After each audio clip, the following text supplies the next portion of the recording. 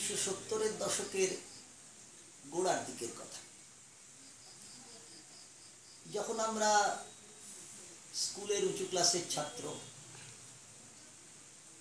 1970-এর সেই আগ্নেয় দশকের সেই দেয়াল লিখন 70-এর দশককে মুক্তির দশকে পরিণত করুন, তার আঁচে আমরা বড় হচ্ছিলাম, বয়ঃসন্ধির দিকে এগোচ্ছিলাম। সেই সময়ে কবি নবারুণ ভট্টাচার্যের সেই অমোঘ পংক্তিগুলি আমাদেরকে শিহরিত করেছিল। এই মৃত্যু উপত্যকা আমার দেশ না, এই জল্লাদের উল্লাস মঞ্চ আমার দেশ না, যে পিতা সন্তানের লাশ শনাক্ত করতে ভয় পায় আমি তাকে ঘৃণা করি। সেই থেকে এতগুলো বছর কেটে গেল, এখনো কবি নবারুণ ভট্টাচার্যের এই লাইনগুলি ক্রমাগত আমাদের কাছে খুব প্রাসঙ্গিক বলে মনে হচ্ছে। নবারুণ ভট্টাচার্য কবিতা খুব বেশি লিখেছেন এমন নয়। পরবর্তীকালে তার প্রতিষ্ঠা, খ্যাতি, পরিচিতি মূলত গদ্য লেখালেখির জন্য, গল্প উপন্যাস ইত্যাদির জন্য।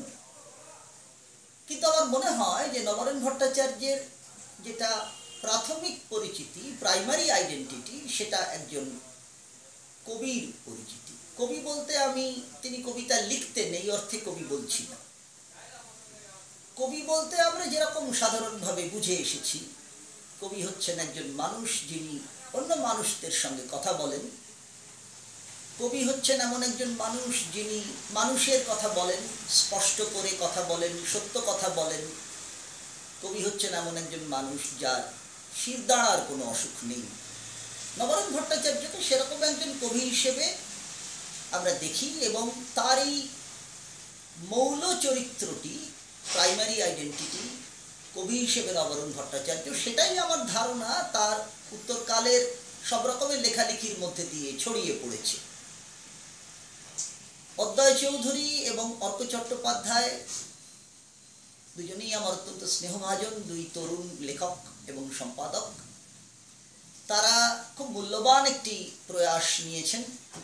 নবারুণ ভট্টাচার্যের সব রকমের লেখালেখি নিয়েই অনেকগুলি প্রবন্ধের একটি সংকলন প্রকাশিত হতে চলেছে, যা নবারুণের মৃত্যুর 2 বছর বাদে নতুন করে নবারুণের এই বহুমাত্রিক সৃজন এবং তার জীবনযাপন ভাবনার সমস্ত মানচিত্রটিকে বহু কৌণিকতায়, বহুমাত্রিকতায় উদ্ভাসিত করবে বলে আমার বিশ্বাস। নবারুণ ভট্টাচার্যের কবিতার সেই লাইন, জ্যোৎস্নায় কারা রাইফেল কাঁধে হাঁটছে, প্রয়াত নবারুণ, অতিজীবিত নবারুণ হেঁটে চলেছেন, অবশ্যই রাইফেল কাঁধে, সেটাই তার স্পর্ধিত ভঙ্গি।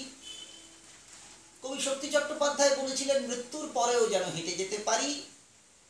নবারুণও হাঁটছেন।